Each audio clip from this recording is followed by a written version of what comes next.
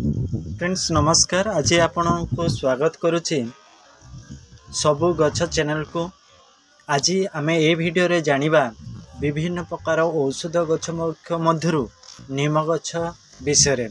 नीम गछर प्रकृत देय भाव रे आमे जानिबा कारण यार पत्र छाल फल गुड़िक तेल बा सबु उपकारी अटे। तेणु आमे आसंतु या विषय विस्तृत भाव रे जानिबा। देखो चैनल को जो मैंने प्रथम आसते चैनल को सब्सक्राइब कर रखिए। फ्रेंड्स देखो छोट पिला बुढ़ा जो मैंने गछ विषय विभिन्न प्रकार कथा जानवा को चाहते चैनल को सब्सक्राइब करने सहित बेल आइकन को दबाई रखु। वीडियो को शेष पर्यंत देखु। निश्चित भाव में लिंब गछर उपकारिता विषय आपड़ जापर। निंब गछर परिचय होचे लिंब गछर वैज्ञानिक नाम होचे आजादिया इंडिका। भारतर समस्त अंचल मिले सबुठारु अधिक परिमाण मिले बिहार रे। ए लिंब गछ घरे घरे समस्त पाखरे लिंब गछ रही। लिंब गछ गाउली एक औषध गुण रही। यहाकू लिंब गछर पत्र छाल को लोक माने औषध रूपे व्यवहार करती। निमर गछर चिन्हिबा किमिति ना लिंब गछर मुख्यतः लक्षण होचे लिंब गछ ओ कटकणा धारित पत्र अटे। टिकी चौड़िया लंबा अंश होता है पत्र गुड़िक। एठारू छोट छोट पत्र मध्य रही। पत्र रंग गभीर सबुज अटे। यह पत्र गुण हूँ सबुठारू सबुज अटे। फल मोटा लंबा आकार पीत रंगर होता है।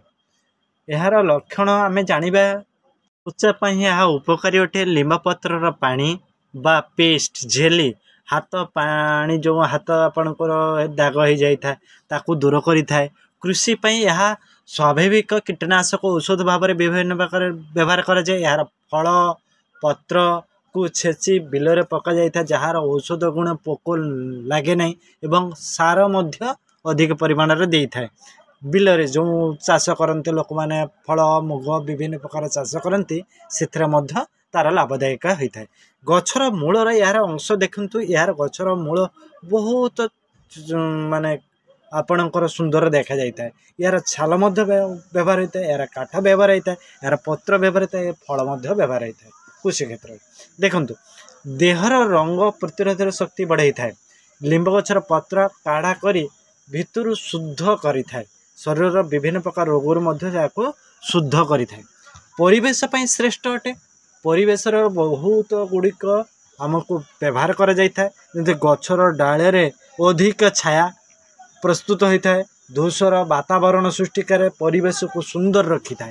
ये गछर निंब गछ केमिति लगेबे ना लिंब गछ लगाइबा खुला जगह देखंतु से स्थान रे आपण पानी कम थिले मध्य चलिबो। अधिक माने आपण दरकार हो नथिबा स्थान पानी दरकार हो नथिबा स्थान मध्य ए गछ लगैले भल। आ गरम थिबा अंचल रे आहा खूब शीघ्र मध्य बढ़ी जाई थाए।